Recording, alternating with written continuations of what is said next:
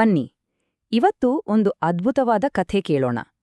ಇದು ಅದೃಷ್ಟ ಅಂದ್ರೇನು ಮತ್ತು ನಮ್ಮ ಮನಸ್ಸಿನ ಶಕ್ತಿಗೂ ಅದಕ್ಕೂ ಏನ್ ಸಂಬಂಧ ಅನ್ನೋದನ್ನ ತಿಳಿಸ್ಕೊಡುತ್ತೆ. ಚೆಕ್ ಪಾಯಿಂಟ್ ಚಾರ್ಲಿಯ ಆ ರಹಸ್ಯದೊಳಗೆ ಇಳಿದು ನೋಡೋಣ. ಒಂದು ಕ್ಷಣ ಯೋಚನೆ ಮಾಡಿ, ನಮ್ಮ ಜೀವನದಲ್ಲಿ ನಮ್ಗೆ ಸಿಗೋ ಯಶಸ್ಸು, ನಾವದನ್ನ ಲಕ್ ಅಂತ ಕರಿತೀವಲ್ಲ, ಅದು ನಿಜವಾಗ್ಲೂ ಸುಮ್ನೆ ಆಕಸ್ಮಿಕವಾಗಿ ಆಗೋದಲ್ಲ. ಬದಲಿಗೆ ಅದರ ಮೇಲೆ ನಮ್ಮ ಹಿಡಿತವಿದೆ ಅಂದ್ರೆ ಹೇಗಿರುತ್ತೆ? ಹೌದು, ಇದೇ ಆಲೋಚನೆ ನಮ್ಮ ಇವತ್ತಿನ ಕಥೆಯ ಕೇಂದ್ರಬಿಂದು. ಈ ಮಾತುಗಳನ್ನ ಹೇಳಿದ್ದು ಒಬ್ಬ ಮಹಿಳೆ. ಅವರ ಇಡೀ ಜೀವನದಲ್ಲಿ ಅದೃಷ್ಟ ಅನ್ನೋದು ಅವರ ಜೊತೆಗೇ ಇತ್ತು. ಆದ್ರೆ ಯಾಕೆ ಹೀಗೆ ಅಂತ ಅವರಿಗೆ ಗೊತ್ತಿರ್ಲಿಲ್ಲ. ಅದೊಂದು ಅರ್ಥವಾಗದ ಒಗಟಿನಂತಿತ್ತು. ಅವರ ಬದುಕಿನುದ್ದಕ್ಕೂ ಈ ವಿವರಿಸಲಾಗದ ಅದೃಷ್ಟ ಅವರ ಜೊತೆಗೇ ಸಾಗಿತ್ತು. ಅದು ಹೇಗೆ ಕೆಲಸ ಮಾಡುತ್ತೆ, ಅದರ ಮೂಲ ಏನು ಅನ್ನೋದು ಅವರಿಗೂ ಕೂಡ ಒಂದು ನಿಗೂಢವಾಗಿತ್ತು. ಇದು 1-2 ಸಲ ನಡೆದಿದ್ದಲ್ಲ. ಬದಲಿಗೆ ಅವರ ಜೀವನದ ಪ್ರತಿಯೊಂದು ಹಂತದಲ್ಲೂ ಈ ಲಕ್ ಅನ್ನೋದು ಒಂದು ನೆರಳಿನ ಹಾಗೆ ಅವರನ್ನ ಹಿಂಬಾಲಿಸ್ತಿತ್ತು. ಆದ್ರೆ ಅದಕ್ಕೆ ಯಾವತ್ತೂ ಒಂದು ಸ್ಪಷ್ಟವಾದ ವಿವರಣೆ ಸಿಕ್ಕಿರ್ಲಿಲ್ಲ.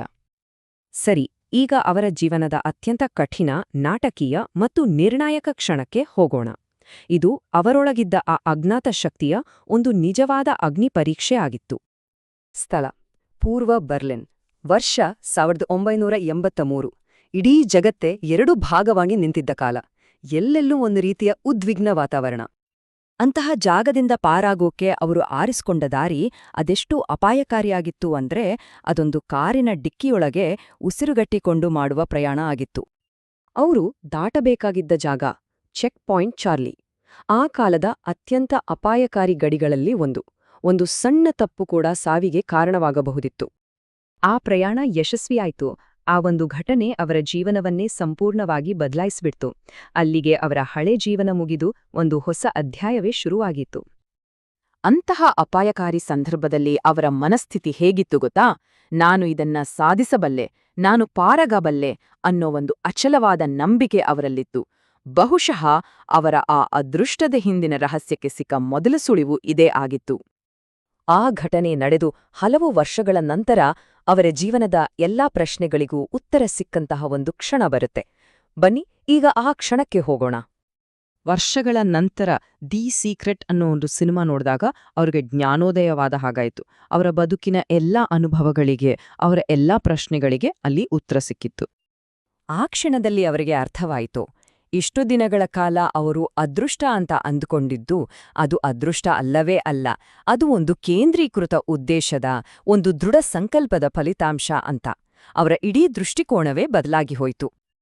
ಹೌದು, ಅವರಿಗೆ ಕಳೆದು ಹೋಗಿದ್ದ ಆ ಕೊಂಡಿ ಸಿಕ್ಕಿತ್ತು.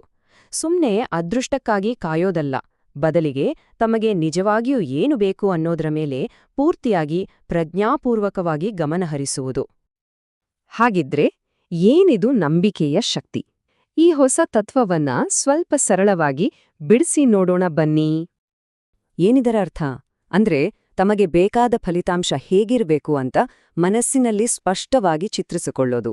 ಅಷ್ಟೇ ಅಲ್ಲ, ಅದು ಈಗಾಗ್ಲೇ ಸಿಕ್ಬಿಟ್ಟಿದೆ, ಅದು ಈಗಾಗ್ಲೇ ನಿಜವಾಗಿದೆ ಅನ್ನೋವಷ್ಟು ಬಲವಾಗಿ ಅದನ್ನ ನಂಬೋದು.